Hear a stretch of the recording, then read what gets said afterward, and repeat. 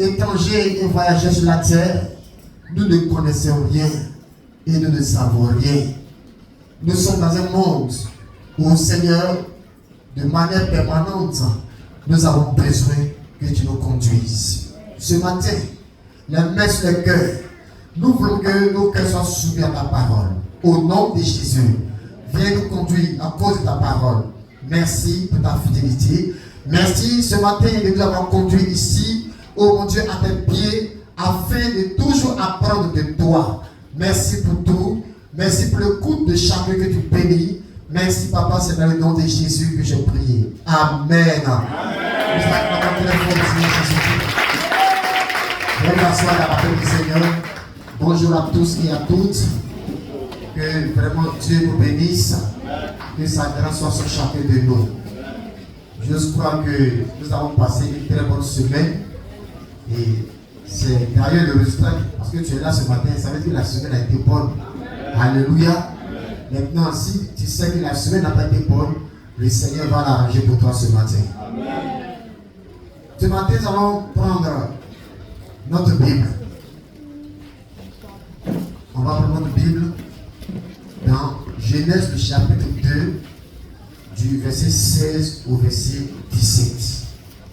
Genèse, le chapitre 2, du verset 16 au verset 17.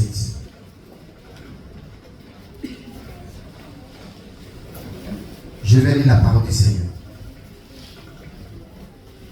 L'Éternel donna cet ordre à l'homme. Tu pourras manger de tous les arbres du jardin, mais tu ne mangeras pas de l'arbre de la connaissance du bien et du mal. Car le jour où tu en mangeras, tu mourras. Amen. Ce matin, si un thème à donner à ce texte, c'est suis les instructions du Saint-Esprit et tu verras la gloire de Dieu. Suis les instructions du Saint-Esprit et tu verras la gloire de Dieu. Alléluia. La Bible déclare que Dieu a créé le monde en 6 jours. Et le 7e jour s'est reposé. Et dans la création, Dieu a choisi un jour très spécial pour créer l'homme. L'homme a été créé le 6e jour. C'est quand l'homme a le chiffre 6. L'homme a été créé le 6e jour. Et vous allez voir que le jour où Dieu a créé l'homme, il n'a rien créé encore. L'homme a été créé de manière spéciale. Dis à ton frère, ta soeur que tu es spécial. L'homme a du prix aux yeux de Dieu. Dis, tu as du prix aux yeux de Dieu. Est-ce que tu crois cela? L'homme est spécial. Et l'homme a du prix. C'est-à-dire l'homme a de la valeur devant Dieu. Dieu n'a pas mélangé le jour de la création de l'homme avec les autres êtres. Non. Il a fait ça de manière spéciale. Parce que l'homme coûte cher à Dieu. Dieu aime l'homme. Dieu t'aime. Dieu t'aime plus que toute autre personne. Dieu t'aime plus que ton papa. Dieu t'aime plus que ta maman. Dieu t'aime plus que ton mari. Dieu t'aime plus que ta femme. Dieu t'aime plus que tes enfants. Dieu t'aime plus que tes amis. Dieu t'aime plus que ton confident. Dieu, il t'aime. Alléluia. Amen. Et son amour, quand Dieu décide de t'aimer, son amour n'est pas teinté d'hypocrisie. Son amour est franc. Dieu, il est franc. Il est transparent. Un amour sans hypocrisie. Un amour sans doute. Un amour qui ne souffre d'aucun doute. Quand Dieu décide de t'aimer, il t'a aimé. En Jean 3,16, la Bible dit quand Dieu a tant aimé le monde, il a donné son Fils. Vous voyez, l'amour de Dieu pour toi l'a poussé à donner ce qu'il avait de plus cher, son Fils unique. Amen. Amen. Dieu t'aime. Et parce qu'il a aimé l'homme, il a voulu que l'homme ne meure point. Dieu a créé l'homme pour que l'homme ait la vie éternelle. Vous savez, quand Dieu a créé tous les êtres sur la terre, il n'a pas dit que la gazelle va vivre éternellement. Il n'a pas dit que le rat va vivre tous les jours de sa vie étant encore en vie. Il n'a pas dit que l'hippopotame, les poissons. En tout cas, en un mot, tous les autres êtres à part l'homme n'avaient pas le droit de vivre éternellement. C'est l'homme seul. Amen. Le rat peut mourir, la gazelle peut mourir, le serpent peut mourir. Vous comprenez? Tout peut mourir, mais sauf l'homme. Vous voyez? Quand quelqu'un t'aime là, il ne veut pas que tu meurs.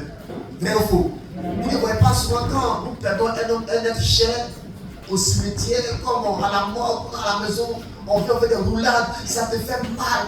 Tu veux même, tu as attends le corps. Pardon, réveille-toi, je te veux encore, réveille-toi. Pourquoi? L'homme est important.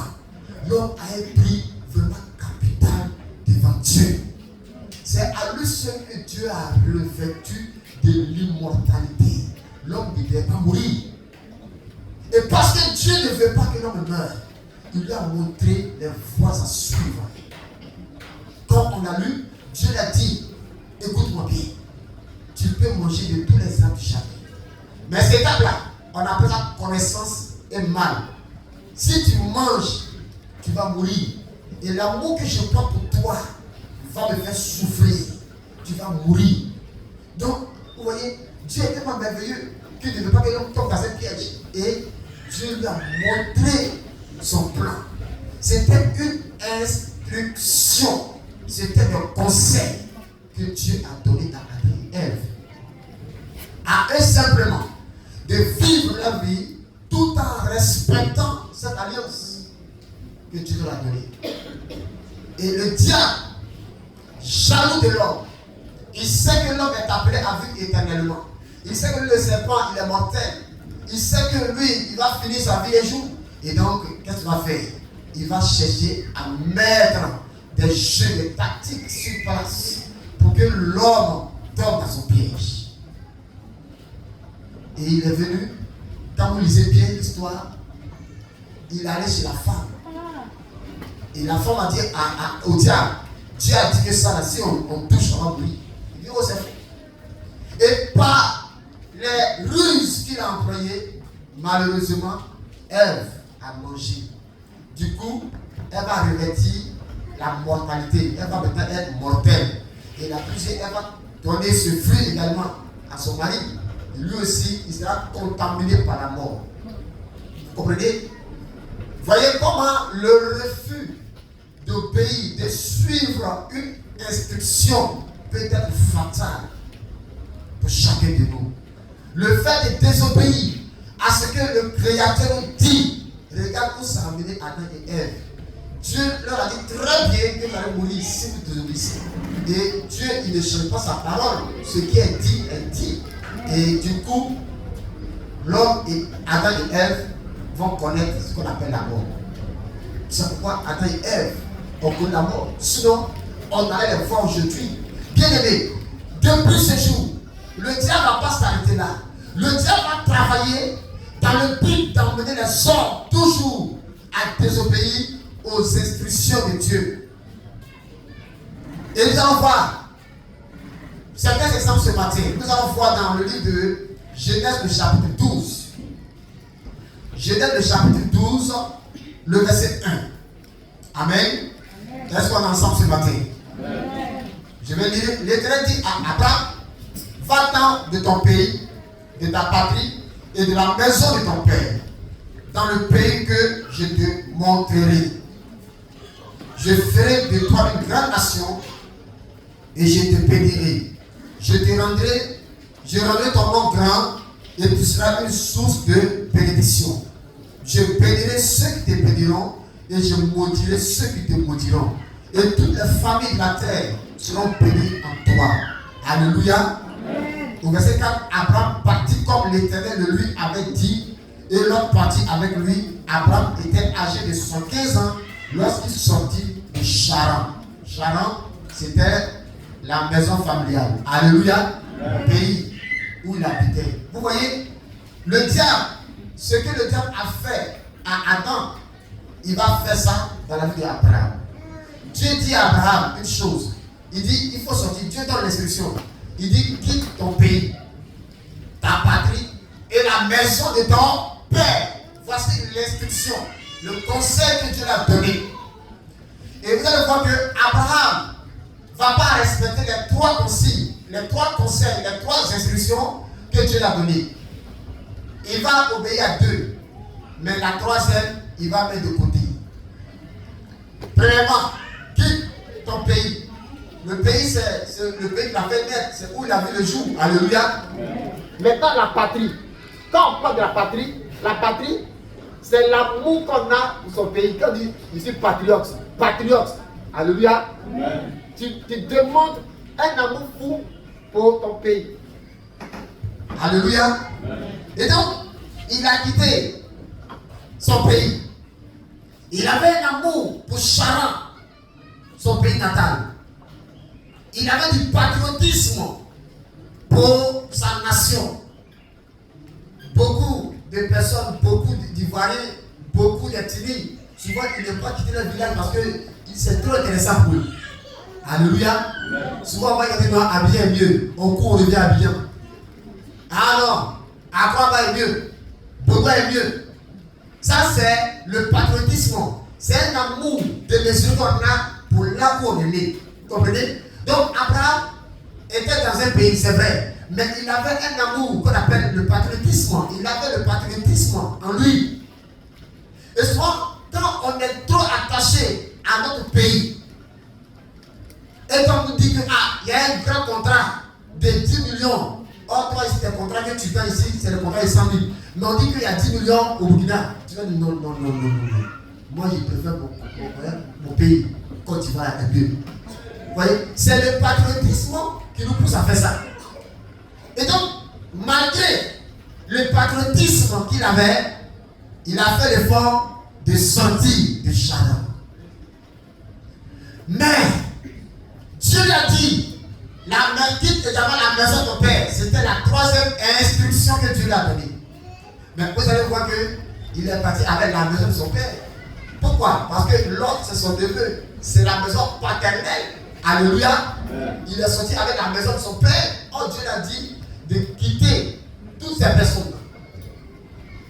Ton problème aujourd'hui, il y a des gens avec qui Dieu t'a dit de ne pas marcher, mais tu as pas ces personnes. Alléluia. Il y a des gens qui, s'ils ne quittent pas, leur compagnie va te créer des problèmes sur la route. Abraham a accepté 2 conditions. Mais il a cru qu'il est plus sage que Dieu. Il est plus intelligent que Dieu. Il dit, mais Dieu même attend. Mais l'autre, il va faire comment? Mon Dieu, il va faire comment? Non, tu as parlé un message, moi, il ne peut pas. Je ne peux pas laisser ça. Mon Dieu, c'est moi qui ai. Et quand on arrive dans Genèse le chapitre 13, quand vous lisez l'histoire dans Genèse 13, vous allez voir que Lot avait des troupeaux. Abraham aussi en avait. Et il va se lever une querelle vraiment terrible entre les bergers de Lot et ceux, n'est-ce pas, d'Abraham. Dans Genèse, le chapitre 13, du verset 7 au verset 11. Comme on n'a pas le temps, on ne va pas lire, mais écoutez. Alléluia. Arrivé là-bas, la Bible dit que les bergers de Lot et ceux d'Abraham ont commencé à se battre, à se quereller. Ah non, mouton ça c'est pour moi, c'est pas pour toi. Non, mouton tête rouge ça c'est pour nous. Non. Voilà. Et c'est en ce moment que Abraham a dit à son neveu, bon, à cause de ce que nos bergers se battent, je ne vais pas avoir des disputes avec toi mon neveu. Donc on va se séparer. Amen. Et c'est là qu'ils se sont séparés. Et quand on fait les études approfondies, vous allez vous rendre compte que ça fait 13 ans que Lot était dans la vie d'Abraham. Et Abraham n'a pas vu les promesses de Dieu se réaliser dans sa vie. Amen. Tant que tu vas garder Lot, tu vas garder la maison de ton père. Quand on parle de la maison de son père, ce sont les traditions. Beaucoup de gens viennent à l'église, mais ils sont encore dans la maison du père. Quand on parle de la maison du père, c'est les us et coutumes. Ce n'est pas toutes les coutumes qu'il faut suivre. On vient à l'église, mais on est dans fête des générations. On vient à l'église, mais on est dans ceci, on est dans cela. Récemment, il a prié pour un corabier ici. Il est de Dabou. Et il va le dire à sa femme. Maintenant, fête des générations arrive. Il dit à sa femme que, ah non, quand même, moi je dois rentrer au village parce qu'il faut honorer la tradition des pères. Sa femme lui dit non. Tout est permis, mais tout n'est pas utile. Chérie, il ne faut pas partir. Et il a vu sa femme comme le diable.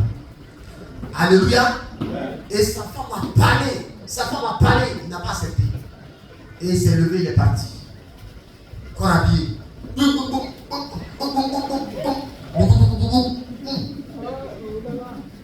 Amen. Et qu'est-ce que vous savez? Oh, ta voix. Oh, tu ne sais pas, vous savez, le diable, ta voix là, il va t'attirer dans sa zone d'abord. Alléluia. Tant que le diable ne t'envoie pas dans sa zone, il ne peut pas t'avoir. Tant que tu vas demeurer dans la lumière de Dieu, la Bible déclare que Christ est lumière. Et quand tu as la lumière, le diable a peur. Alléluia. Donc le diable t'avoir, il va t'attirer d'abord dans le noir.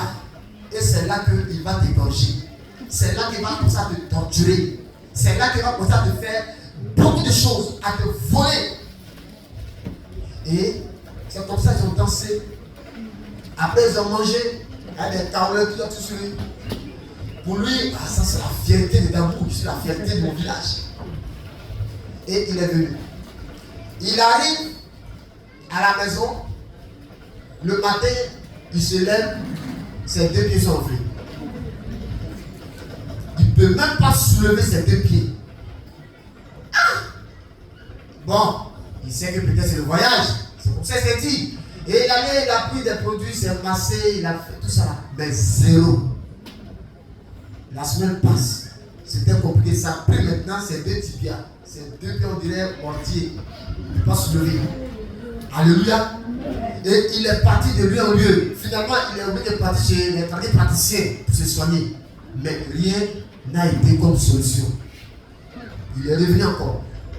Au service, ils sont obligés de lui donner un congé. Et il souffrait. Les nuits, il ne dormait pas. Et c'est là que la soeur de ma fille, Madame Tiabani, ta soeur, comment ça s'appelle, la Mélissa, c'est sa voisine. Sa voisine. Donc, sa voisine dit, elle vient dire à Mélissa que, ah, pardon, montre-moi un pasteur chez qui on va partir pour prier. Et Mélissa lui dit que, bon, il y a un pasteur, je ne sais pas dans son église, mais il y a encore beaucoup de personnes vers lui. Donc, j'ai la plus pour voir s'il est disponible. C'est là qu'elle m'a appelé. Puis elle est venue à la dame. Son mari n'est pas venu aussi. Vous savez, les hommes sont trop confiants, sont trop orgueilleux. La suffisance, pourtant c'est zéro. Pourtant, un petit aiguille le bouquet. Alléluia. Et il est resté chez la maison. Bon, on va voir si c'est bon, il est parti. Au lieu d'être devant, il est resté derrière. Sa femme est venue, je l'ai rencontré. Et je lui ai dit que, avec ce que tu viens d'expliquer, il a pris l'attaque depuis le village. Vous savez, souvent les sorciers là, pour ne pas que vous commencez à les soupçonner, ils ne vont pas activer l'attaque sur le champ. Il y a d'autres qui activent sur le champ. Mais dans leur programmation dans ton corps, ils peuvent dire aux démons qu'ils envoient dans ton corps, il faut activer ça après une semaine. Là, il va dire non, c'est passé chez lui à la maison. Vous comprenez? Donc, pour lui, il a activé ça le lendemain. Quand il est arrivé le matin, il s'est levé, il ne peut pas se lever. Je lui ai dit que ma fille, c'est un envoûtement. C'est un son volé à ici. Mais dis-lui de venir ici. Elle va lui parler. Et c'est là que lui-même a appelé que mon pasteur, je viens. Il est arrivé ici. Alléluia. Et je lui ai enseigné la parole de Dieu. Je lui ai dit, comme tu as fait à Jésus de Nazareth. Parce que si tu étais réellement en Jésus, la Bible déclare qu'ils te feront la guerre, mais ne te feront point. Ton âme n'est pas en sécurité, monsieur. Donne ta vie à Jésus. Il dit, il a compris. C'est là qu'il lui a donné un jeûne de 3 jours. Et j'ai béni lui d'onction. Et pendant les 3 jours, il a essayé de masser le pied avec. Le 3e jour qu'elle est arrivée ici pour la prière, les 2 pieds sont descendus normalement dans le nom de Jésus. Alléluia. Il a été totalement guéri. Et maintenant, quand il appelle à l'église, Non, parce qu'il a compris, il m'a dit non, il est en mission. Il est en mission. Bref, alléluia. Mais le Seigneur, dans sa miséricorde, a fait grâce. Vous voyez, il a suivi les instructions que je lui ai données. Il a dit pendant 3 jours, prends l'huile, fais ça, fais ça, fais ça.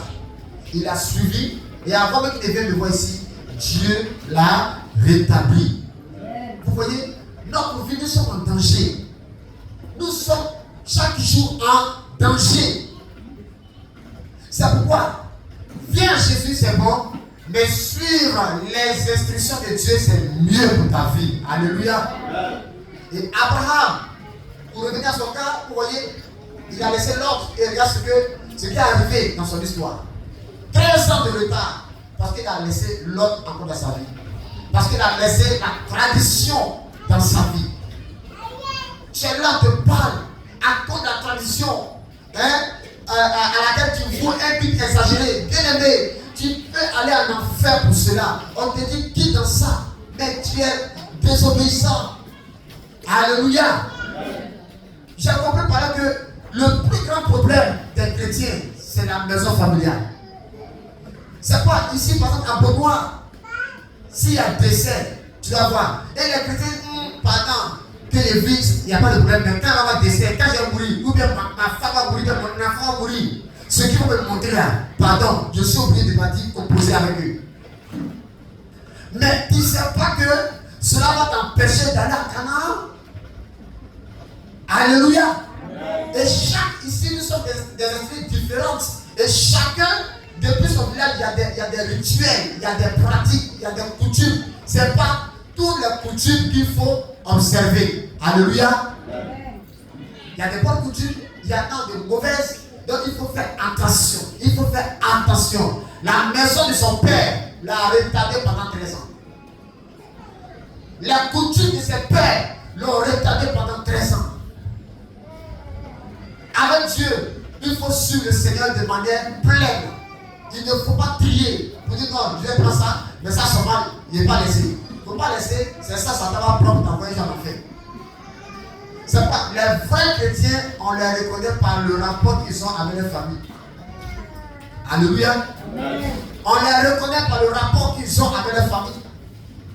Ce gendarme allait mourir, mais Dieu lui a fait grâce. Il a dit fais attention, ça là. Vous voyez, le diable, quand il vient vers toi, il te montre le volet social. Vous voyez, c'est l'union, la collaboration, la solidarité. Mais en bas, bien aimé, c'est piège. Le diable est malin. Amen. Tous ceux qui sont dans la génération, par exemple, quand tu n'es pas là, que ton enfant meurt, que tu baisses à Paris, ta génération va tout faire pour toi. Et puis ils sont zélés, ils sont rapides. Ça leur donne une rapidité pas possible. Ils sont rapides, ils ont tout fait. Et tout ça pour que tu ne sortes pas de là. Mais imagine, si on annonce et puis ils ne viennent pas, tu vas quitter. Alléluia. Tu as un problème, il ne vient pas t'aider. Elle dit tu vas rester là. Donc le diable donne un zèle amer, un zèle démoniaque. On était très souvent à la réunion des aboulés, là on fait notre café. Et puis il y a un parole qui a dit, mais regardez, à 6h même le papa parle, depuis 5h. Mais si les chrétiens on dit à 5h, nous sommes sans aller voir, c'est 3 bons minutes. Le reste, papa il sait qu'il est 5h, c'est le temps qu'il se met intéressant. Donc désolé papa, c'est à 8h30. Alléluia. Mais chez eux là, le diable leur donne un zèle amer. Ça fait que pour sortir de là, c'est compliqué, c'est difficile. Bien aimé, sois libéré de la maison de ton père ce matin au nom de Jésus. Sois libéré des coutumes de tes parents ce matin au nom de Jésus. Et accroche-toi au Seigneur véritablement au nom puissant de Jésus. Acclamons Seigneur Jésus, acclamons très fort Jésus. Alléluia. Je vais prendre encore une autre personne. Je vais parler maintenant de la vie de quelqu'un qui m'a aussi marqué dans la parole de Dieu. Alléluia. L'histoire du jeune prophète. Dans 1 Roi 13, du verset 1 au verset 32. 1 Roi 13, 1 à 32. La Bible dit qu'il y avait un jeune prophète. Et ce jeune prophète, Dieu va l'envoyer en mission au nord d'Israël chez le roi Jéroboam. Il devait aller et puis détruire les hôtels que Jéroboam a commencé à bâtir. Parce que Jéroboam a commencé à désobéir à Dieu. Donc ce prophète il quitte le sud, depuis le roi de Juda, il quitte le sud et puis il va au nord. Il est parti. Et Dieu lui a donné des instructions sur la route. Je voudrais qu'on lise 1 Roi 13, 7 à 10. 1 Roi 13, 7 à 10. Lève-tu s'il vous plaît. 1 Roi 13, à partir du verset 10, il est écrit. Verset 7 à 10. Verset 7 à 10. Oui. Le roi dit à l'homme de Dieu, entre avec moi dans la maison, tu prendras quelque nourriture et je te donnerai un présent. L'homme de Dieu dit au roi, quand tu me donneras la moitié de ta maison, je n'entrerai pas avec toi. Je ne mangerai point de pain et je ne boirai point d'eau dans ce lieu-ci. Car cet ordre m'a été donné par la parole de l'Éternel. Tu ne mangeras point de pain et tu ne boiras point d'eau. Et tu ne prendras pas à ton retour le chemin par lequel tu seras allé. Et il s'en alla par un autre chemin. Il ne prit pas à son retour le chemin par lequel il était venu à Bethel. Alléluia. C'est pas ça? Il a obéi aux 3 conditions que Dieu lui a données. Vous voyez, quand il est arrivé, il finit sa mission, il veut partir et le roi dit, pardon, il faut rester chez moi, il a dormi et puis il va te donner un présent qui envoyé chez moi. Vous voyez, le diable avait entendu les instructions que Dieu lui avait données. Vous comprenez? Et donc le diable a entré dans le roi pour le pousser à faire quoi? À désobéir aux instructions fermes que Dieu lui a données. Il lui dit, viens mange. Dieu lui a dit, ne mange pas. Donc il va maintenant rappeler au roi ce que Dieu lui a dit. Il dit, ce que tu dis, je ne suis pas d'accord. Parce que Dieu m'a dit de ne pas manger du pain ici et de ne pas boire. Et troisièmement, de ne pas même prendre le chemin par lequel je suis arrivé ici, de prendre le chemin. Il fit de dire ça, et puis le roi a dit ok, compris. Et à ce premier niveau, vous allez voir qu'il a pu vaincre le diable. Alléluia. Et il prend un autre chemin comme Dieu le lui avait dit. Mais vous allez voir, quand on va dans les versets qui suivent, c'est trop long, on va dire, il prend la route, il a vaincu le roi, non? Donc il a vaincu le diable, c'est pas le roi qui a été vaincu, mais l'esprit qui poussait le roi à le séduire là, à le faire tomber dans un piège là. Hein? Il a vaincu cet esprit. Il prend la route, il s'en va. Et pendant qu'il s'en va, le diable ne s'est jamais vaincu. Va maintenant entrer dans un vieux prophète. Le vieux prophète envoie ses enfants à partir de 3 jours, il ne peut pas même marcher. Il envoie ses enfants. Ah, j'ai appris que le jeune prophète est parti. Dites-nous de venir manger chez moi. Et l'homme de Dieu revient sur ses pas et il va chez le vieux prophète. Il dit, ah, vraiment merci pour ce que tu as fait, mais Dieu me dit que tu dois manger chez moi, tu dois même boire tout, et tu dois prendre ce chemin-là avant de partir. Il va répéter les mêmes choses qu'il a dit au roi Jéroboam. Je ne mangerai pas chez toi, et je ne vais pas boire chez toi, et même je ne prendrai pas la voie que tu m'as demandé d'emprunter. Vous voyez?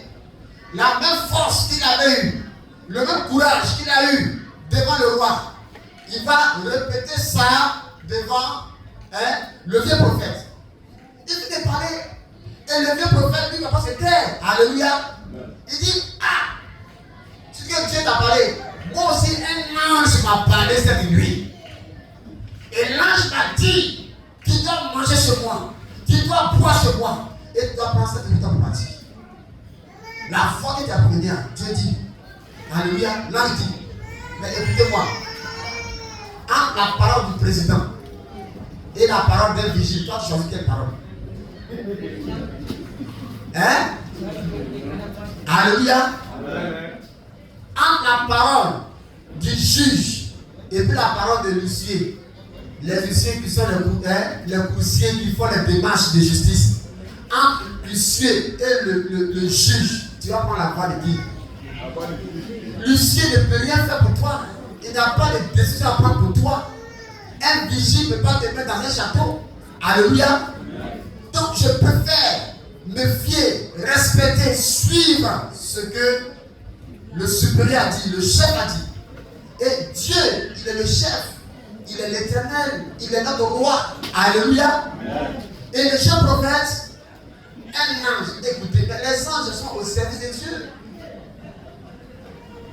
Il dit un ange, et il a préféré écouter la voix des anges.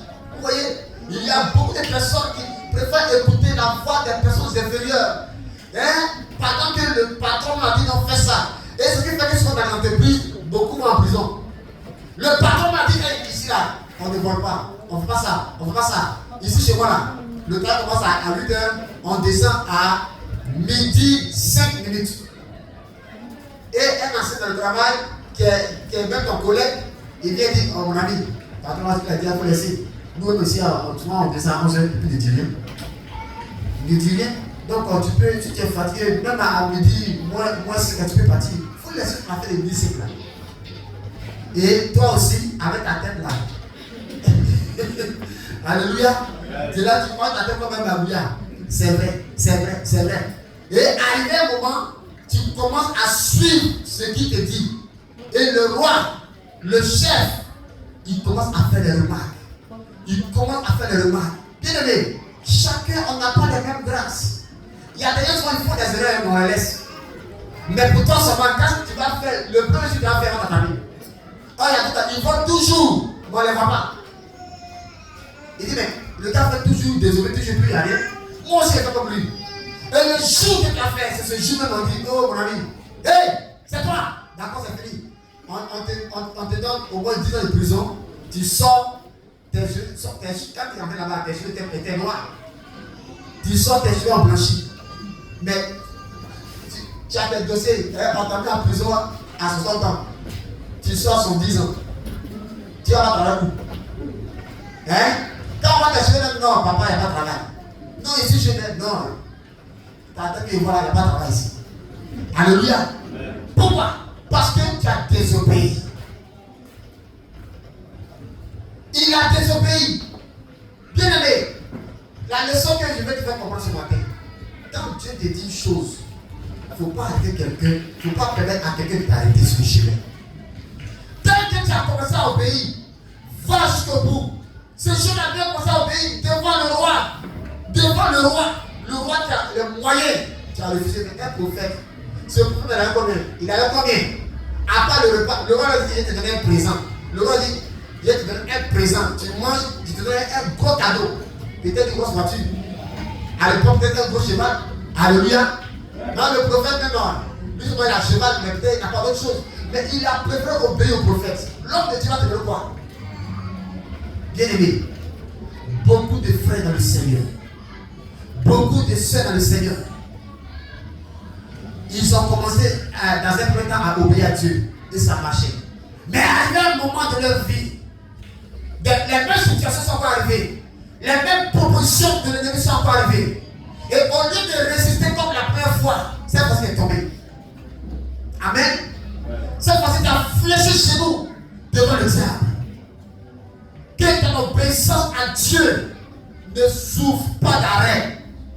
Que tu continues à obéir à Dieu, bien aimé, jusqu'à la fin de tes jours. Alléluia. Amen. Malgré les lieux, les endroits où tu as parti, même si ton pasteur n'est pas là, ton frère en Christ, ta soeur en Christ, il n'est pas là, et bien il n'est pas là, dis-toi que Dieu est là.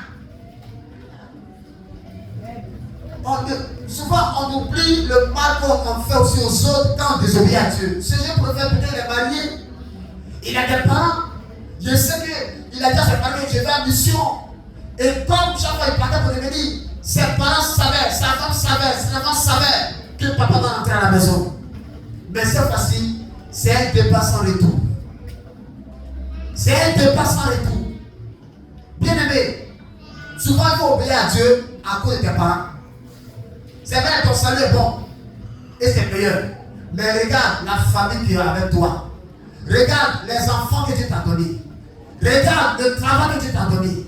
Et ne permets pas à tes parents de te plaindre tôt.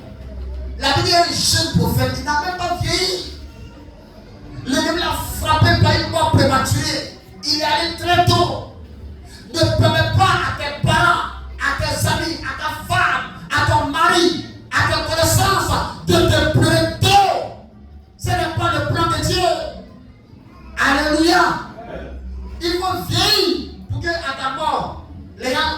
juste parce que quand tu as eu 100 ans, c'est une fête, on ne pleure pas trop parce que non, tout ce qu'on doit avoir en lui, on l'a vu.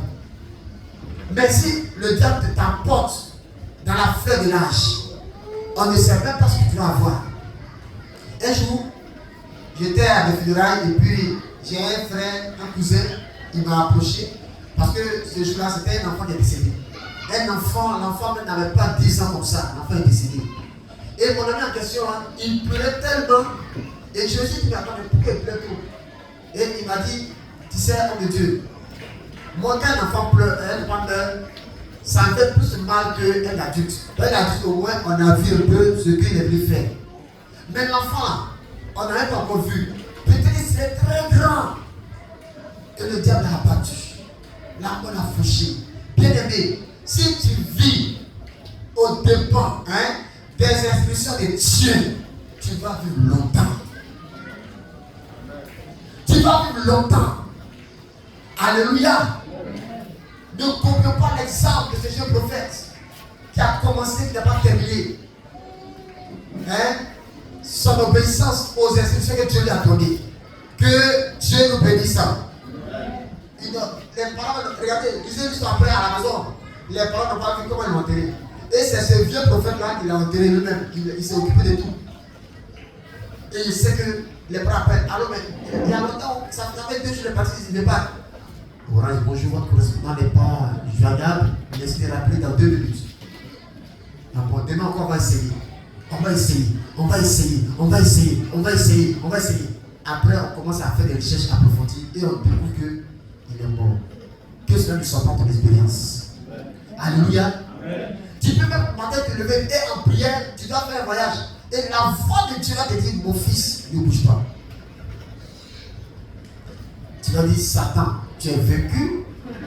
Les 3 millions qu'il vient prendre là, tu dis quoi? Tu dis quoi? Pourtant, Dieu qui a les yeux plus que toi, qui voit très loin, a vu ce qu'ils ont préparé contre toi. Donc, Dieu vous laisse arranger pour que tu meurs. Quand vous entendez souvent, on va sur les réseaux sociaux, il est mort. Oh, il est mort, elle est morte, elle est accident. Vous allez voir que ces personnes-là, il y en a à qui Dieu a dit ne va pas. Mais qui ont désobéi. Et la suite a été fatale. Que Dieu nous bénisse.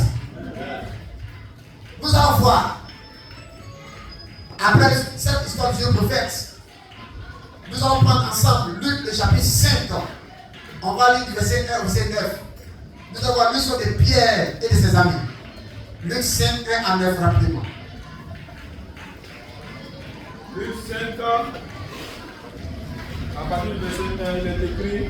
Oui.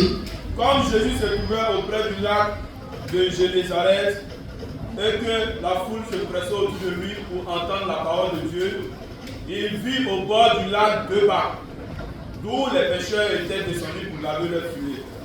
Il monta dans l'une de ces barques qui était à Simon et il le pria de s'éloigner un peu de terre.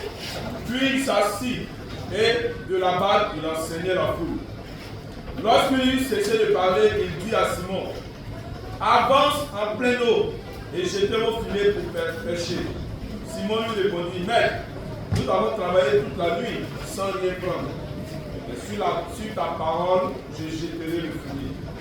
Verset 6. L'ayant jeté, il prit une grande quantité de poissons et leurs filets se rompaient.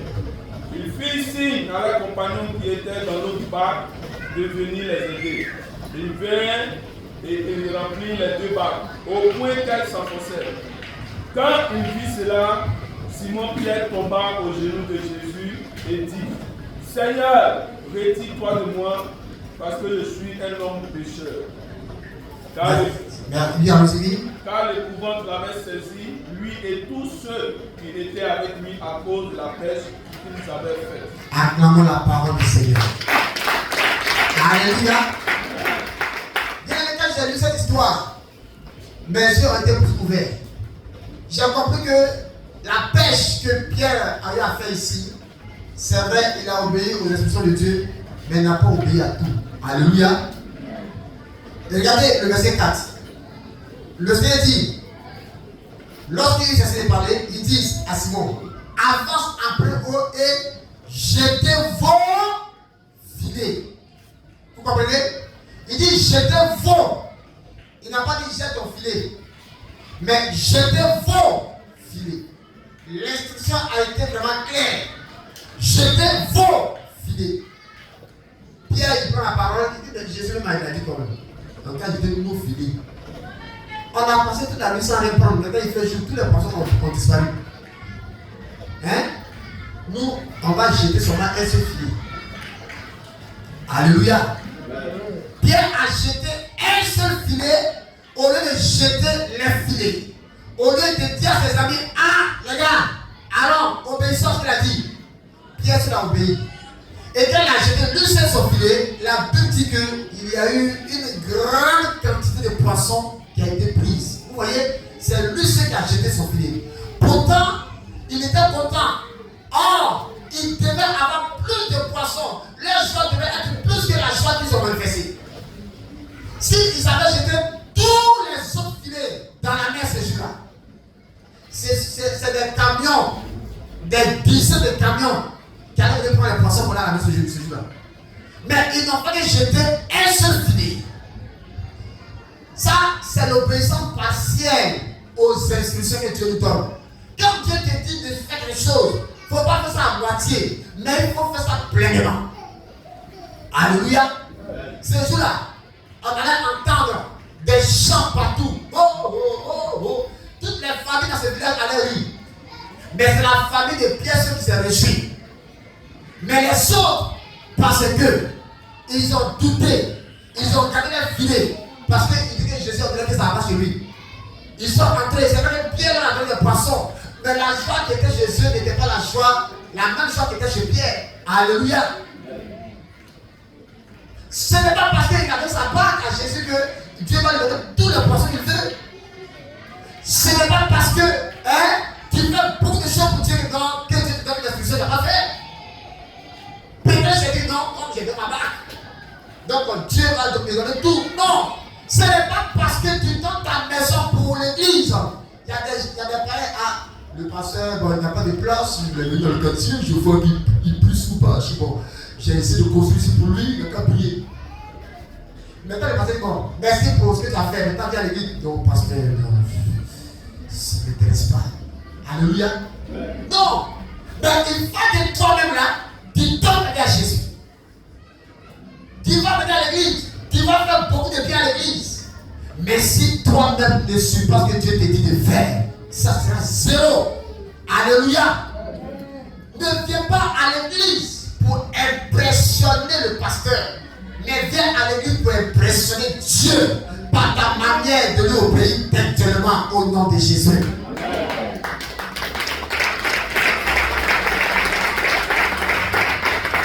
Je me répète. Ne viens pas à l'église pour impressionner le pasteur, mais viens pour impressionner Dieu par ta manière de lui obéir littéralement, sans même condition. Tu lui obéis promptement, tu lui obéis totalement. Alléluia. Ne viens pas à l'église pour quelqu'un. Souvent d'autres viennent par crainte. Ah, s'il ne vient pas, ta papa va appeler quand il va demander. Tu vas à la télévision. Alléluia. Et pendant qu'il parle, il sent ça en moi. Donc il vient, et s'il ne parle, la porte va appeler Dieu dessus. Donc il ne va pas que de lui. Ne viens pas à l'église à cause de moi. Tu n'es pas encore obéi à Dieu. Ne viens pas à l'église à l'obéissance à un homme. Ou bien d'autres, souvent les enfants là. Il y a des enfants, alors leurs parents sont des chrétiens. Si tu ne viens pas à l'église, déjeuner à côté, tu ne manges pas. Donc, j'essaie à midi là. Il y a plein de gazelles. Donc, comme papa m'a dit que si je ne viens pas à l'église, je ne mangerai pas, je ne vais pas à l'église. Vous voyez, il y a des enfants qui viennent à l'église à cause de leurs parents. Quel que soit ton âge, viens à l'église à cause de Dieu. Ne me regarde pas. Moi-même qui te parle, je lutte pour aller au ciel. Alléluia. Que ta vie chrétienne ne dépend pas de quelqu'un, ne dépend pas de quelqu'un, mais que ça dépend du Seigneur Jésus. Tu n'obéis pas à cause de moi. Ah, ton papa a parlé là, je vais obéir. Non! Parce que Dieu a parlé, je vais au pays. Que Dieu nous soutienne. Alléluia. Nous allons prendre un autre exemple. Nous allons voir la femme de Lot. Dans Genèse 19, verset 1 jusqu'à 26, c'est encore long, mais on va tout expliquer. Je veux que lecteur soit lu seulement le verset 17 et le verset 26. 17 et 26. Genèse 19, le verset 17, le écrit. Oui. Après les avoir fait sortir, l'un d'eux dit, sauve-toi pour ta vie, ne regarde pas derrière et ne t'arrête pas dans toute la plaine, sauve-toi vers la montagne de peur que tu ne périsses. Verset 19. Donc verset 18 d'abord, l'autre leur dit, oh non Seigneur, verset 19, voici, j'ai trouvé grâce à tes yeux et tu as montré la grandeur de ta miséricorde à mon égard, en me conservant la vie, mais je n'ai pu me sauver à la montagne avant que le désastre m'atteigne et je périrai. Voir verset 26. Verset 26. La femme de Lot regarda en arrière et elle devint une statue de sel. Oh, alléluia. Dieu décide de détruire Sodome et Gomorrhe. Sodome et Gomorrhe, c'était une ville qui était, deux villes qui étaient vraiment devenues des villes abominables. Ils faisaient des bêtises et Dieu en avait marre. Dieu décide de détruire Sodome et Gomorrhe. Et c'est comme ça que Dieu envoie deux anges pour leur tenir informés que dans quelques jours, il va détruire cette ville-là.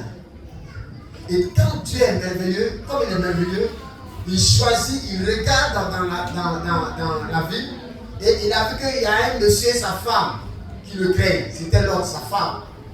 Et même, ils avaient deux beaux parce que l'autre avait deux filles. Et donc, les gens vont et puis leur dire que Dieu va détruire ce que le pouvoir. Donc, sortez. Et en sortant, ne regardez pas en arrière. Voici l'instruction de taille, la précision de taille qui donne. Ne regardez pas en arrière. Ils ont entendu ça. Au verset 26, quand ils ont commencé, ils ont sorti. Mais arrivé à ce moment, la femme de l'autre, le patriotisme qu'elle avait pour Sodome et Gomorrhe est monté dans sa tête. Et ça a tourné ses yeux. Il regarde derrière. Pardon, elle regarde derrière. Et en même temps, elle est devenue statue de sel. Et aujourd'hui, en tout cas, tu vas en pèlerinage, c'est encore là-bas, la femme de l'autre. D'ailleurs, quand vous avez la mer morte, quand vous avez la mer morte, ça se fait là. Il pleut pas. Le ciel a fait de l'eau, non. Mais pour elle, là, Dieu a mis des obstacles pour ne pas que l'eau arrive à dissoudre le ciel. Pour que ça serve de leçon aux générations d'aujourd'hui. Alléluia. Bien-aimé, Dieu, il est rigoureux. Dieu est très rigoureux. Quand il te dit fais ça, il faut faire. Mais tant que tu ne fais pas, il va être là et te regarde. Tes pleurs là ne peuvent pas changer ce que Dieu veut faire avec toi. Dieu ne te fait comme ça. Non, c'est un cadeau, il faut me faire un cadeau. Il ne va pas te faire ce cadeau. Alléluia. Mais il va te demander si tu obéis. Il dit si. Lorsque vous lisez Deutéronome 28, il dit si Israël, si tu obéis, si, c'est la condition. C'est l'instruction que Dieu nous donne. Mais la femme de l'autre a désobéi. Pour dire quoi? Toujours dans un couple là, il va y avoir au moins un qui va désobéir. Alléluia. Beaucoup obéissent, mais il y a un seulement qui est réfractaire, qui est résistant. Non, moi seulement je ne veux pas. Pourquoi? Non, je ne veux pas. Je ne veux pas. Et ceux-là qui résistent, c'est ceux-là qui périssent. Alléluia. En obéissant, en temps normal, elle est avoir la vie, mais elle est morte. La désobéissance conduit à la mort. Que Dieu t'amène dans l'obéissance, pour ne pas que tu meurs de manière prématurée. Alléluia. Que Dieu bénisse sa parole. Nous allons prendre un autre exemple. L'histoire d'Akan que nous connaissons. Akan, quand Dieu est passé par Josué pour faire entrer le peuple dans Jéricho. C'était merveilleux. Et dans le combat, Dieu a dit, ne touchez pas au bien qu'ils avaient. Quand vous lisez Josué 6, 18 à 19, Dieu a dit, ne prenez pas leurs objets d'or, d'argent, rien, ne prenez rien. Lisez bien la Bible. Il y a des combats où quand ils sont partis, Dieu a dit, prenez tout. Il y a des combats où Dieu a dit, ne prenez rien. La vie d'un chrétien là va dépendre de ce que Dieu lui dit à l'instant T. Alléluia. C'est ça Dieu. Et ce jour-là, Akan m'a dit, mais je me suis pensé que c'est Dieu. Pourquoi Jéricho qui est vraiment borné de beaucoup de bénédictions comme ça, qui est rempli, et puis tu dis quoi? Et il se croit sage. Il se croit sage. Et il prend ce qui était interdit. Et la Bible dit que après ça, il va avoir un désastre. Dans un combat comme une ville qu'on appelle Haï, une ville d'un petit nombre de soldats, à comparer à Jéricho. La Bible dit qu'Israël a échoué. Lamentablement, ils ont tué environ 30 soldats comme ça. Ça a fait mal à Dieu. Et Dieu se révèle à Josué qui a pleuré pendant toute la journée. Du matin au soir, il n'a pas mangé. Il priait Dieu, mais pourquoi? Pourquoi? Et Dieu dit, c'est Israël a péché, mais c'est à cause d'Akan. Et ils ont attrapé Akan. Et parce qu'il a désobéi, la Bible dit qu'il a été quoi? Il a été tué. Lui et sa maison, même tout son troupeau a été brûlé. Regardez combien de fois quand on n'obéit pas. L'enfer est réservé à ceux-là même qui vont désobéir aux instructions que Dieu donne. Amen. C'est pourquoi, bien aimé, ce matin Dieu nous parle. Pour continuer, on va voir l'histoire de Rahab. Rahab, il n'est pas dit Rahab la prostituée, mais Rahab l'ex-prostituée. Alléluia. Parce que Rahab s'est converti. Dieu envoie deux espions que Josué a fait partie, n'est-ce pas, dans le territoire de Jéricho, pour aller explorer la ville. Et les deux espions, quand ils sont partis, ils ont croisé une prostituée. Et ils lui ont dit qu'on veut la part de Dieu, et bientôt cette ville fortifiée là va être démolie. Et la dame dit, ah, on a appris par des ondits tous les mots que vous avez fait aux nations, que vous avez correspondre chez moi, ceux qui ont voulu vous faire la guerre. Donc moi, pardonnez, donnez-moi la vie. Et les deux espions disent, ok, voici l'instruction qu'on va te donner. Alléluia.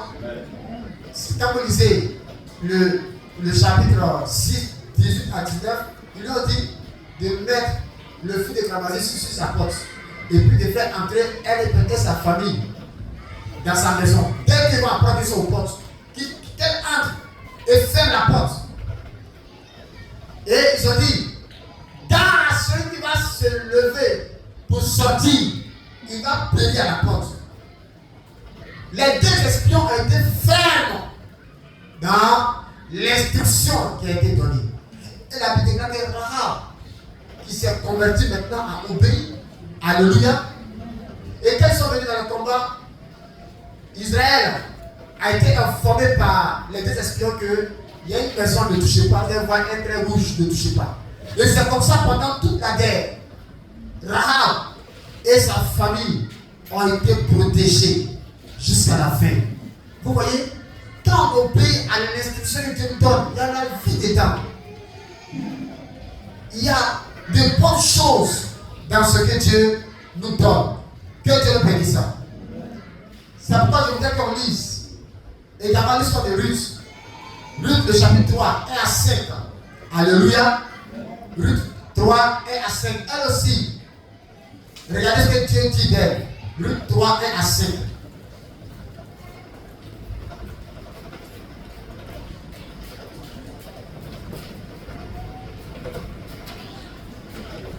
Luc 3, 1 à 5. Luc 3, 1 à 5.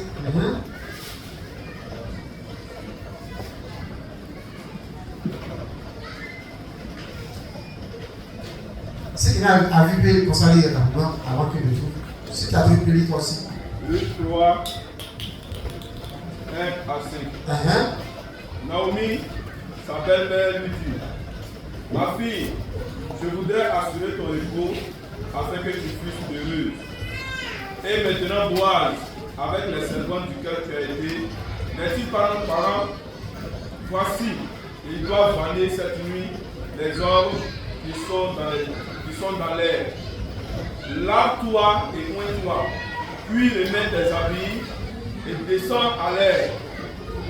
Tu ne te feras pas connaître à lui jusqu'à ce qu'il ait achevé de manger et de boire. Verset 4. Et quand il ira se coucher, observe le lieu où il se couche. Ensuite va, découvre ses pieds et couche-toi. Il te dira lui-même ce que tu as à faire. Verset 5. Là, il lui répondit, je ferai tout ce que tu as dit. Verset 6. C'est bon. Alléluia. Ouais. Elle a dit, je ferai tout ce que tu as dit. C'est la partie qui m'intéresse. Elle n'a pas dit, bon, il a fait ça, mais ce côté, ça va ne pas faire. Alléluia. Mais je ferai tout. Alléluia. Si tu fais tout, Dieu te donnera tout. Si tu fais moitié, tu peux ne même pas avoir des choses. C'est pourquoi nous devons faire tout ce que Dieu nous demande de faire. Alléluia. Parce que nous sommes dans un jeûne de 21 jours. Mais il sait, par la foi ce matin, il y a d'autres qui disent non, ce jeûne-là, je ne suis pas concerné. Pourtant, tu es de l'église. Alléluia. Mais tu ne gênes pas. Dieu n'envoie pas les problèmes comme ça. Mais c'est Dieu qui instruit. Alléluia. Depuis le 11, on a commencé un jeûne de 21 jours. On finit à la fin de ce mois. Parce que nous avons la convention qu'on prépare. Et nous voulons chaque soir pour les prières. À 12h pour ceux qui sont du peuple, les non baptisés. Maintenant à 19h pour les baptisés. Mais toi, tu ne vas pas venir. Tu ne vas pas venir. Pourtant, Dieu permet ça pour régler quelque chose dans ta vie. Bien aimé, quand on va à l'église, il faut faire tout ce qu'on nous demande de faire. Même au travail, ce que ton patron te dit de faire, il faut faire tout. Il y a des chrétiens qui sont chrétiens, mais ils désobéissent à leur patron. Alléluia. En disant que ne lis pas mon pasteur, mais le patron, c'est Dieu qui l'a établi. Ce sont les serviteurs de Dieu aussi, autrement. Et que vous savez que les rois, on les appelle les serviteurs de Dieu. Les rois, c'est pas la vie. Ainsi parle le à mon serviteur Cyrus. Oh, Cyrus, c'est un roi païen, il doit aller fétiche. Mais ils sont serviteurs de Dieu sur le plan social, le plan spirituel. Alléluia. Parce que la Bible dit, il n'y a pas d'autorité qui ne soit établie par Dieu. Toute autorité est établie par Dieu. Alléluia. Donc ils sont des serviteurs de Dieu. Donc, si tu désobéis à ton patron, c'est à Dieu que tu désobéis. Alléluia. Ton papa te parle, tu n'obéis pas. Ta maman même te parle, tu n'obéis pas. Mais tu désobéis. Tu vas dire non, moi j'attends. Et il y a d'autres personnes, c'est quand le pasteur parle, moi j'attends moi le pasteur. Non! Tu as longtemps désobéi sans savoir. Parce que Dieu, c'est lui qui établit les autorités. Que Dieu le bénisse. Et Ruth, quand elle a obéi à l'autorité de Naomi, en conséquence, la Bible dit qu'elle s'est mariée. Elle s'est mariée. Or, avec son premier mariage, où le mari est décédé, son mari est décédé, le fils de Naomi, elle n'a pas eu d'enfant. Alléluia. Mais son miracle est arrivé à un moment où Dieu lui a donné des résolutions à faire. C'est pas l'alliance avec Dieu, c'est dans cette alliance que Dieu nous donne des choses à faire. Et puis il opère le miracle. Une année, il y a une soeur en crise, elle devait faire son opération. Et l'opération coûtait cher. Il y avait personne pour l'aider. Ses parents lui ont donné le dos. Et le mal l'a rongé terriblement. Le pasteur n'avait pas les moyens pour la soutenir. C'était compliqué pour elle. Elle pleurait. Seigneur, quand il a mouru. Elle pleurait. Et elle a couché. Le Seigneur lui dit, va, prends 2000 francs. Va au supermarché. Achète les produits qu'on prend pour laver les vitres. Tu vas nettoyer les vitres de l'église. Ma fille, lève-toi, prends 2000 francs, va. Et puis, il faut essuyer les vitres de l'église. Parce que les vitres étaient poussiéreuses. Il y avait des poussières, beaucoup de poussières sur les vitres. Et elle a commencé à faire. Et pendant qu'elle a commencé à faire, son oncle a peur dit bon, ton opération est combien? Alléluia. Et puis il donne le montant. Tel qu'on appelle. Attends, tu as été opéré? Non. Bon, c'est d'abord ça. Donc, c'est aussi simple que ça. Alléluia. Et pendant tout ce temps qu'elle a travaillé pendant un mois à essuyer les vitres de l'église, Dieu a suscité des personnes pour lui donner de l'argent. Et le jour de son opération, elle voit les anges tout d'elle. Et elle a été opérée avec succès. Alléluia. Avec Jésus. Bien aimé, quand tout sera compliqué dans ta vie, quand tu ne verras pas des personnes qui vont t'aider, tu vas les solliciter qu'il n'y a rien, tout doit avec ton Dieu. Et puis prie, Seigneur, que dois-je faire? Seigneur, que dois-je faire? Si je vais mourir, Seigneur, regarde ma situation. Depuis, je ne travaille pas. Depuis, je ne suis pas encore marié. Depuis, j'attends ce contrat, mais c'est encore bloqué. Depuis, les choses ne vont pas, Seigneur. Que dois-je faire? Le Seigneur va te répondre. Dans un sommeil, ou bien dans une disposition totale, la voix de Dieu va te faire entendre. Ou bien il va te mettre quelque chose dans le cœur, qui va serrer dans ton cœur. Il va mettre l'envie dans ton cœur de faire une chose.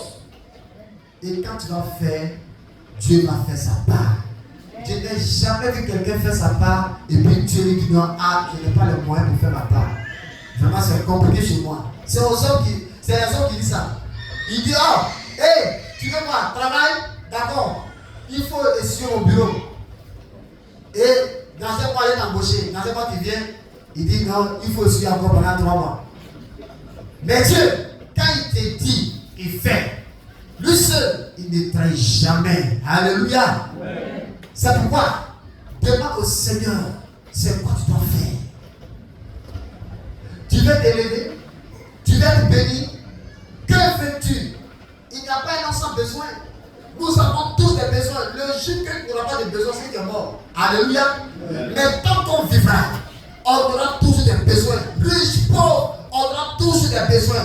Mais souvent, ces besoins, pour les satisfaire, pour les réaliser, c'est compliqué. Il faut dire à Dieu que dois-je faire.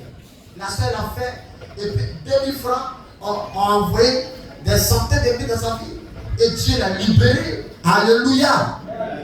Simplement, Bruce allait se coucher à côté d'un multi-millionnaire de l'époque. Et le matin, c'est marié. C'est ça la puissance de Dieu.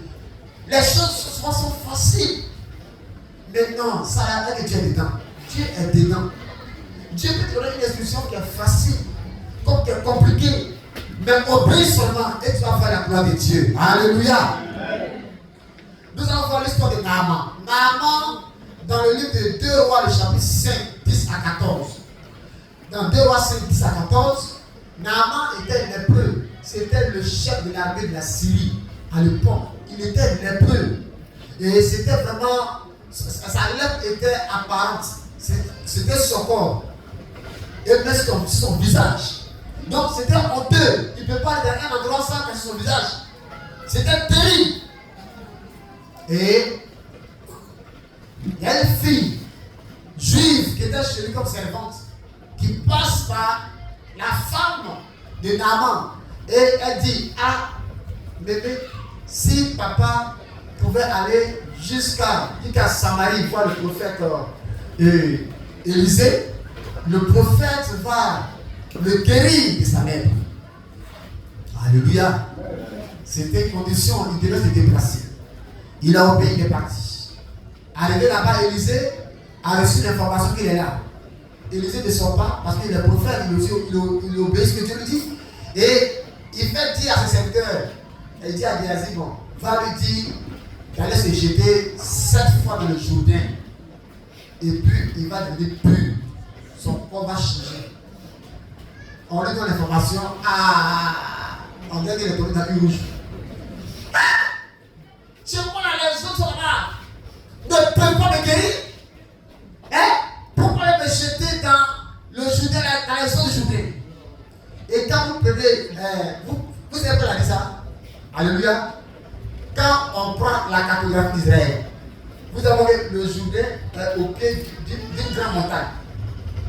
Et le Jourdain était la somme de beaucoup d'eau qui vient se déverser dans un endroit. Et ces eaux-là, dans les recherches, ces eaux sont sales. C'est des eaux qui sont boueuses. Peut-être un général comme ça, 5 étoiles. Il va se jeter dans l'eau sale. C'est ça qui a fait mal. Il dit attends. Et la place c'était une eau comme le papa, qui était une eau limpide. Hein? Par exemple, on dit, ton problème là, il y a une église de la gare là. Là-bas, il n'y a pas de carreau. Mais Dieu, si tu vas là-bas, dans mon église, il y a climatisé. Moi, je ne peux pas attendre ici. Chez moi là, il y a carreau. Quand tu marches avec non, moi je préfère chez moi là. Alléluia. Je n'ai pas étoile. J'ai parti dans l'église comme ça.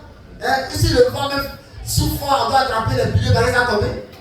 Je ne peux pas aller là-bas. Alléluia. Et c'est comme ça qu'il a réfléchi et il a raisonné. Et il a commencé à discuter. Et ces serviteurs qui étaient en peine de lui, on dit, oh, mais mon général, pourquoi est-ce qui est compliqué? Et puis qui va te voir? Allons doucement dans la cachette, pas de cette fois. Quand il faut partir. Mais l'homme de Dieu a vu toutes les eaux qui sont en Israël. Mais c'est là-bas, vous voyez, Dieu voulait briser son orgueil. Souvent, Dieu fait des choses pour briser notre moi. Moi, et moi, là, tu me connais. Hein? Moi. Et quand tu te gonfles comme un canard. Hein? Moi, là, tu me connais. Tu es qui? Hein? Il faut dire à ton frère ce matin, tu es qui? Il faut dire le réel, tu es qui? Et puis, quand tu n'es rien. Ah, maman Jésus. Alléluia. Bien que tu n'es rien et tu ne seras rien.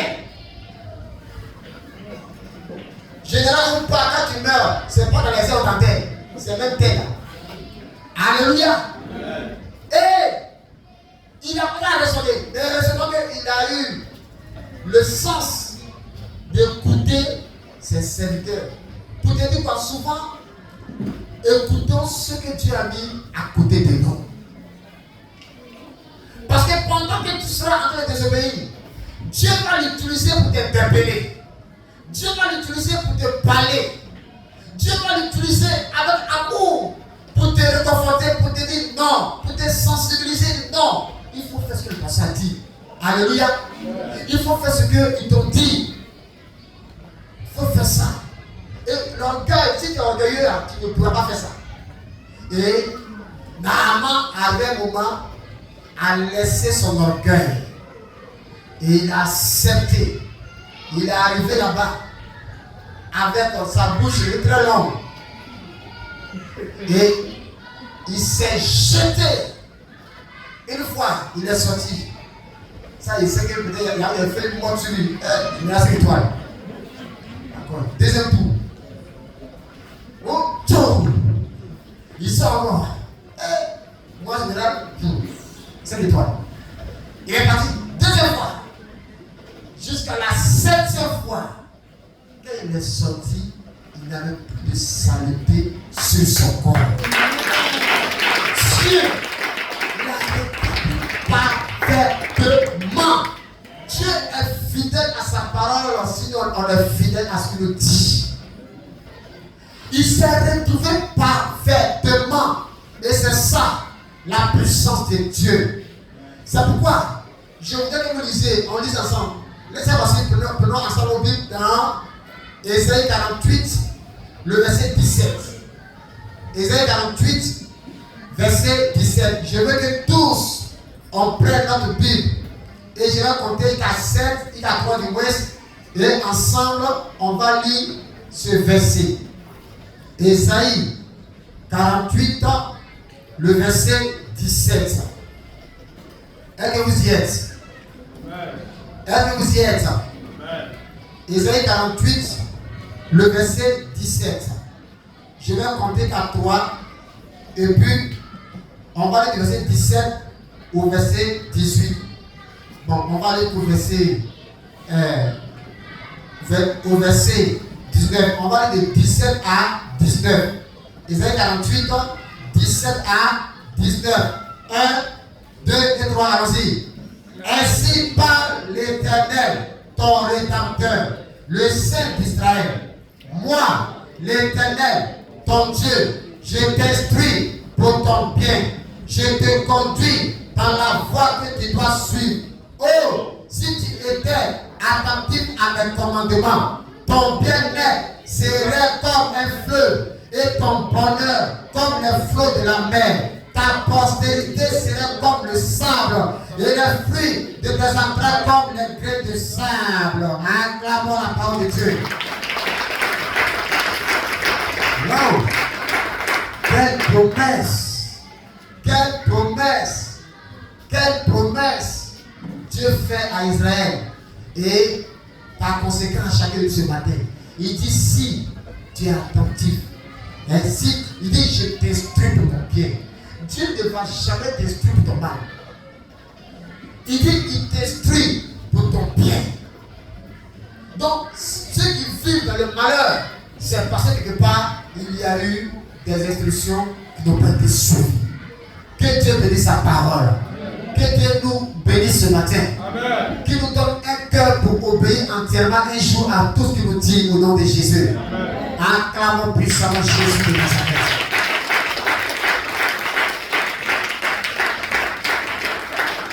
Amen. C'est comme tout récemment, j'avais reçu une dame. Le matin, elle s'est levée parce que d'habitude, quand elle va au travail, elle va. Non, quand elle a fait ses achats, elle va avec sa fille. Et ce jour-là, matin, elle a fait sa prière et puis elle voulait sortir. Et elle entend une voix intérieure qui lui dit aujourd'hui, ne laisse pas ta fille à la maison. Il faut partir avec elle. Et il y a un combat qui va commencer dans son esprit. Parce qu'il a commencé à penser un peu aux embouteillages, à la chaleur. Et habituellement, il la laisse à la maison, hein, sa fille. Mais ce jour-là, une voix lui dit aujourd'hui, ne sors pas sans ta fille avec toi. Elle est sortie. La voix insistait. C'est quoi ça là? C'est comme une voix. Vous savez, Dieu parle souvent, tu entends même. Mais souvent, si tu n'entends pas la voix, mais tu sens que c'est comme si quelqu'un te parle. Elle n'a jamais senti ça. Elle dit, ok, je vais obéir. Et elle s'en va. Elle dit à sa fille, bon, toi t'as bien parti. Sa fille s'habille, les deux sortent. Ils sont allés faire des achats parce qu'elle vend les galettes à Cocody, dans un coin là-bas. Elle a fait ses achats. Elle est partie. À son retour, elle arrive.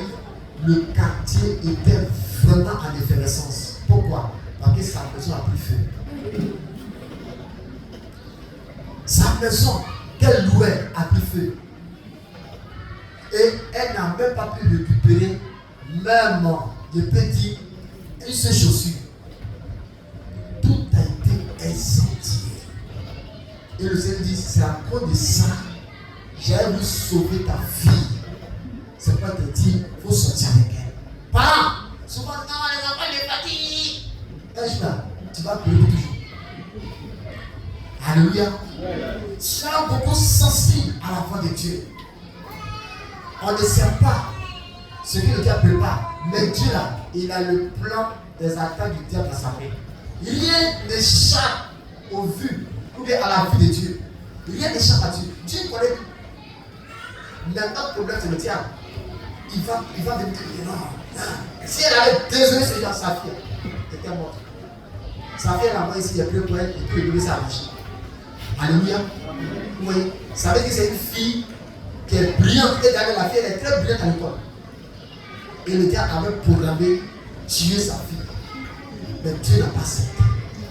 Aujourd'hui, elle est reconnaissante au Seigneur d'avoir obéi à l'instruction que Dieu lui a donnée. Dis à ton frère, avant de Jésus, il faut obéir à tout ce que Dieu te dit. Une deuxième fois. Et troisième et dernière fois. Acclamons Jésus. Tu as bien compris? Dieu te donne sa parole. On va légèrement fermer les yeux. On va prier. On va dire, Monsieur le Seigneur, ce matin, pour sa parole. Prions ensemble au nom de Jésus. Gloire à toi, Seigneur. Merci, notre Dieu. Merci à toi, notre Père. Tu nous aimes. Tu nous avons compris ce matin que tu as un amour grand pour nous. Et tu nous as créés de manière spéciale. Et c'est à l'homme seul que tu as revêtu l'immortalité. Parce que tu veux nous voir toujours avec toi. Cela n'a pas été le cas pour les autres êtres qui connaissent la mort, qui connaissent la mort. Mais en nous, dans ton plan originel, tu avais voulu qu'on vive longtemps. Mais voilà que l'ennemi, lui de se lève pour combattre, mon Dieu, ton plan pour chacun de nous. Seigneur, Adam, très tôt, a été séduit par le diable. Il n'a pas suivi toutes tes instructions. Éternel, ça a été pareil pour Abraham. Ça a été pareil, Seigneur, dans la vie de plusieurs personnes qu'on a vues ce matin à travers ta parole. Tu nous parles de notre bien. Tu nous parles de notre bien. Comme une fois, l'ennemi veut nous retenir comme esclaves. Veut nous retenir loin de tes bénédictions. Veut nous retenir loin de ta destinée que tu as tracée pour chacun de nous. Ce matin, ta parole nous transforme. Merci Seigneur. Bien aimé, dans ce même élan, tu vas dire à Dieu de t'aider maintenant à vivre aux dépens de toutes les instructions qu'il te donne, de toutes les orientations qu'il te donne. Il est d'avoir le prix au nom de Jésus-Christ. De ne jamais lui obéir.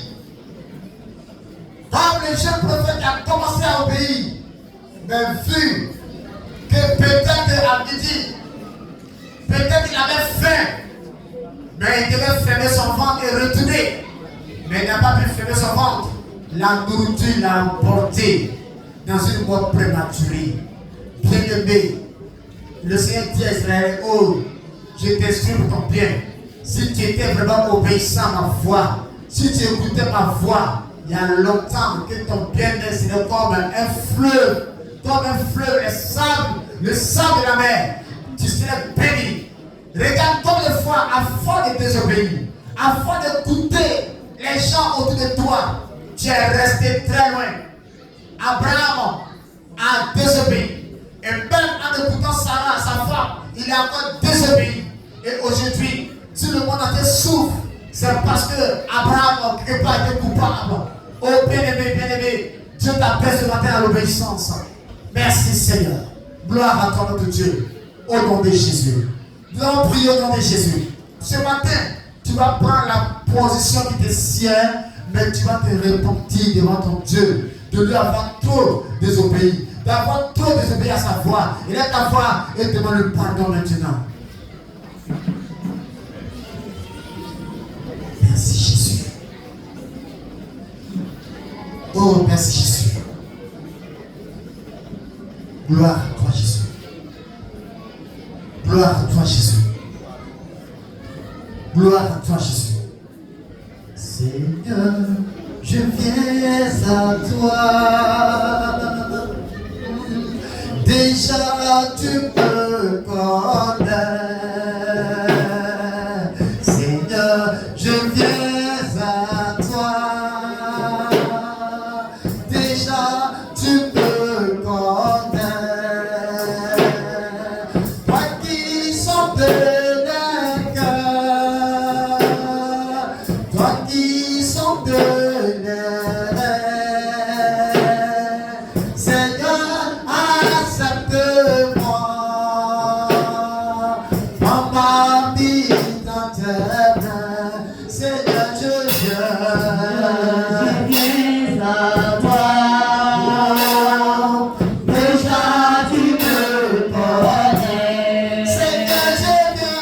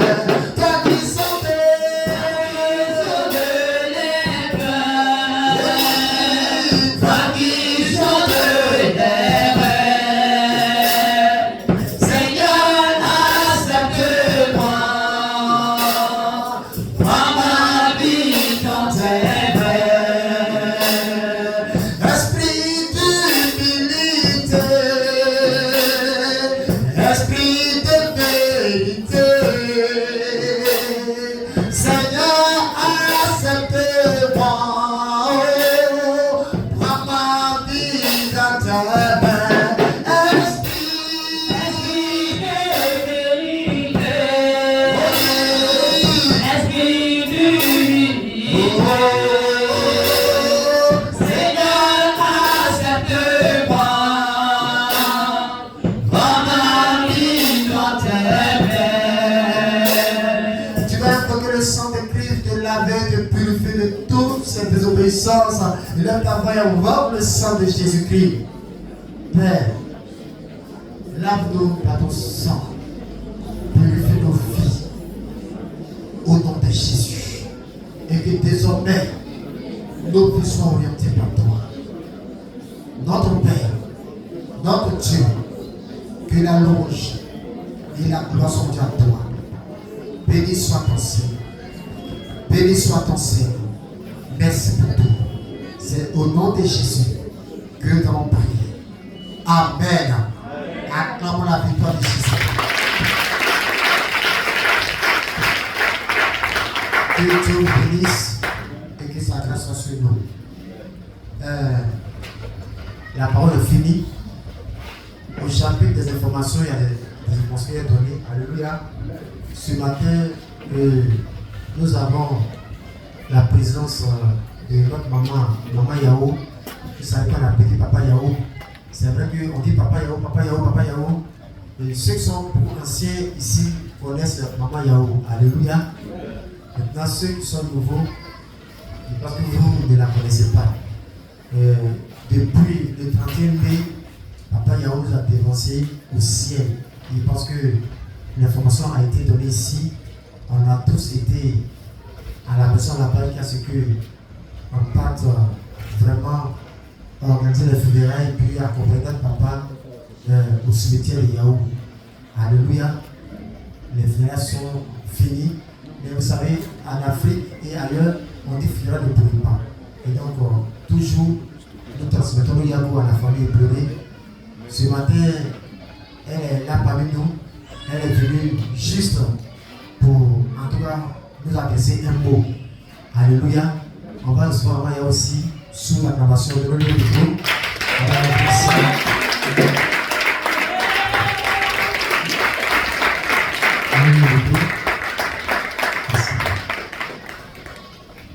Alléluia. Amen. Soyez bénis dans le nom de Jésus. Amen. Vraiment, je suis là ce matin pour témoigner la reconnaissance de toute la famille Kwame. Parce que j'ai vu que Papa Yao avait vraiment une grande famille. C'est vrai que Papa Yao était là, il venait ici, mais j'ai vu vraiment que toute l'église l'aimait. En tout cas, vous l'avez soutenu depuis sa maladie, jusqu'à ce qu'il rejoigne notre Père au ciel. Là où vraiment tous nous espérons. Même si Papa Yao n'a pas retrouvé la vue, Papa Yao a connu le Seigneur et grâce à vous, grâce à votre soutien. Parce que ce n'est pas aujourd'hui que Papa Yao cherche la route du ciel. Et c'est avec notre papa, Papa Aïme, que réellement Papa Yao a accepté le Seigneur. Et vraiment, ça a réjoui mon cœur. C'était mon combat, mais chacun a son, disons, à sa force dans le Seigneur. Et ça, Papa Agabus a bien fait. Parce qu'on lui a envoyé partout, il a refusé. Mais quand il a croisé Papa Agabus, vraiment, il a accepté le Seigneur. Et je suis venu témoigner de ça. Vraiment, j'aurais voulu que ses yeux s'ouvrent. Mais c'est Dieu qui décide tout. C'est lui qui nous connaît. S'il nous a dévancés, c'est parce qu'il a jugé bon qu'il nous dévance. Donc vraiment, aujourd'hui, je viens pour témoigner ma reconnaissance, ma famille et moi. Vraiment, nous sommes contents. On dit, il faut attendre 3 mois. Mais attendre 3 mois, comme tu as la maison, ceux qui sont autour de toi, peut-être même ne prient même pas. Moi, je dis, il faut que je vienne quand même. Vraiment témoigner ma reconnaissance, prier avec vous, vous dire merci. Vraiment pour tout ce que vous avez fait pour mon mari, comme Yao, mon époux, mon ami, mon tout, vraiment, on était ensemble. Et grâce à vous, le foyer était doux en tout cas. Puisque comme il ne connaissait pas le Seigneur, ce n'était pas facile. Mais quand il a connu le Seigneur, le bien de Papa Agabus, vraiment le foyer était devenu doux. En tout cas, je ne savais même pas qu'il ne voyait même pas. Parce que quand je cause avec lui, c'est que je fais avec lui. C'est comme s'il voyait, il dit, non, tu vois. Pour moi, tu vois. Donc, il n'y a rien. Quand tu connais le Seigneur, là, tu n'es pas aveugle. C'est quand tu connais pas le Seigneur, tes yeux sont là. On te dit que tu es aveugle. Mais si tu connais le Seigneur, que tu l'as accepté. En tout cas, cette vie physique n'a rien à voir. Mais ça veut dire que toi-même tu vois. Donc c'est pour ça que je te conseille. Comme tu vois, et il rit, le temps est heureux. Donc aujourd'hui, vraiment j'ai aimé. J'ai aimé combien de fois vous avez accueilli mon mari. C'est la dernière fois qu'il venait, il dit, maman, que je suis partie. Pourquoi ils m'ont accueilli quand il t'a vu? J'étais un peu découragée. Tout le monde a besoin de toi. Il ne faut pas te décourager. C'est là qu'il est venu ce jour-là. Et le deuxième dimanche, quand il devait venir, la pluie jusqu'à, il voulait quand même venir. Comme c'est un peu difficile pour rester, puis tu vas partir. C'est comme ça, il n'est plus venu. Et puis bon, il nous a dévancé. Vraiment, je tiens à vous dire merci.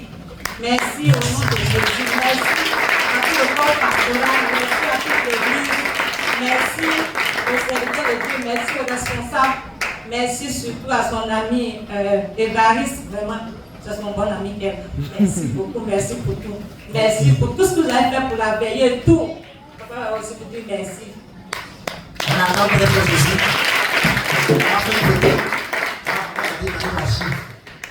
Merci Seigneur.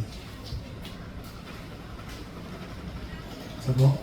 Non, merci. Ok. Que Dieu nous bénisse et que sa grâce soit sur le moment. Nous continuons toujours à leur rendre visite, à les porter en prière parce que nous, on est entré dans la vie de Papa Yao dans ces derniers moments. Or, elle est entrée dans sa vie depuis la jeunesse. Quand j'ai vu leurs photos de mariage et tout, vraiment c'était émouvant. Alléluia. C'était émouvant. Mais dans la vie, comme on a vu ce matin dans la parole de Dieu, à cause d'Adam, on vit ça aujourd'hui. Donc toi aussi, il ne faut pas faire ça pour que ça suive tes enfants. Alléluia. Vivons dans l'instruction divine. Papa Yao, avec tous les signes que nous avons vus, nous avons conclu que Dieu l'a payé. Dieu l'aime plus que nous. Alléluia. Aujourd'hui, il vit à l'aise. Il pense que ceux qui pleurent, il va dire, oh, si vous savez, là où je suis, il n'aime pas pleurer. Mais ça fait mal parce que deux personnes qui se sont aimées et puis après cela arrive, c'est douloureux. Donc, maman, que Dieu continue de te consoler. Toi et toute ta famille, soyez consolés, soyez fortifiés. Papa Yao, vraiment, il s'est donné au Seigneur ici, véritablement. Véritablement. Il est même devenu il allait dire quoi même là. Celui-là qui apprécie le message, il prêche. Quand il est assis devant ici, on dirait que c'est deux personnes qui prêchent. Papa dit tout, oui, papa il faut dire. C'est ça même. Alléluia. Il donnait à toi des appréciations au message ici. Vraiment, il a bien compris le Seigneur. Que Dieu nous bénisse et que Dieu continue de nous soutenir.